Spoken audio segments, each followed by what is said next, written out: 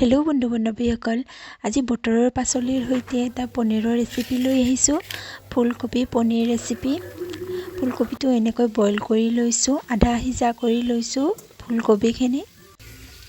আৰু এয়া তেল গৰম হ'ব দিলোঁ। এয়া কাটি লোৱা পনীৰখিনি ভালদৰে ভাজি ল'ব লাগিব নিমখ হালধি দি। নিমখ হালধি দি লৈছোঁ।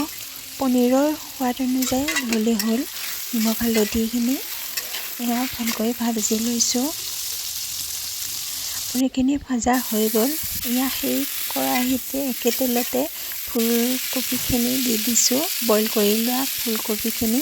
তাতো নিমখ আৰু হালধি সোৱাদ অনুযায়ী দি লৈছোঁ, কাৰণ এনেকৈ নিমখ হালধি দি এনেকৈ ভাজি ল'লে টেষ্টটো ধুনীয়া হয়।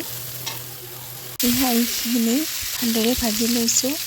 আৰু এয়া বইল কৰি লোৱা আলু এইখিনি এনেকৈ কাটি লৈছোঁ। কাটি লৈ নিমখ হালধি দি সেই একে কেৰাহীতে তেলতে ভাজি লৈছোঁ অলপ। আৰু সেই একে কেৰাহীতে তেল দি লৈছোঁ আৰু সামান্য গোটা জিৰা দিছোঁ।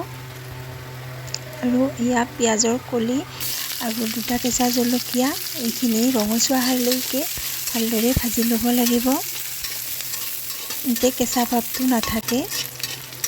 এয়া সামান্য ৰঙচুৱা হৈছে। ৰঙচুৱা হোৱাৰ পিছত এয়া মিডিয়াম চাইজৰ এটা বিলাহী দি দিছোঁ কাটি। এয়া বিলাহীখিনি নিমখ হালধি হোৱা কৰি এনেকৈ দি লৈছোঁ, ভালদৰে ভাজি লৈছোঁ।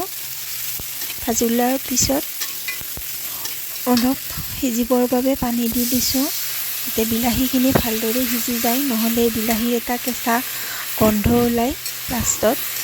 সেইকাৰণে এইখিনি পানী দি লৈছোঁ।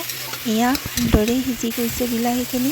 এয়া ভাজি লোৱা ফুলকবিখিনি দি দিছোঁ। এইখিনি ভালদৰে মিলাই লৈছোঁ মছলাখিনিৰ লগত। আৰু এতিয়া ভাজি লোৱা আলুখিনিও দি দিলোঁ। এইখিনিও ভালদৰে মিলাই লৈছোঁ।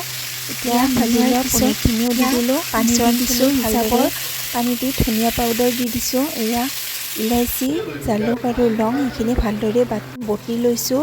বটি লৈ এয়া পানী উতলি অহাত গৰম মছলাখিনি দি দিলোঁ। দিয়াৰ পিছত এয়া শেষত কেঁচা ধনিয়া পাত কাটি লৈ এনেকৈ দি দিছোঁ। আৰু এতিয়া এয়া ৰেডি হৈ গ'ল ফুলকবিৰে সৈতে পনীৰ। ৰেচিপিটো কেনেকুৱা পালে জনাব, আৰু ভাল লাগিলে লাইক কমেণ্ট কৰিব আৰু চেনেলটো ছাবস্ক্ৰাইব কৰি দিব। Bye bye.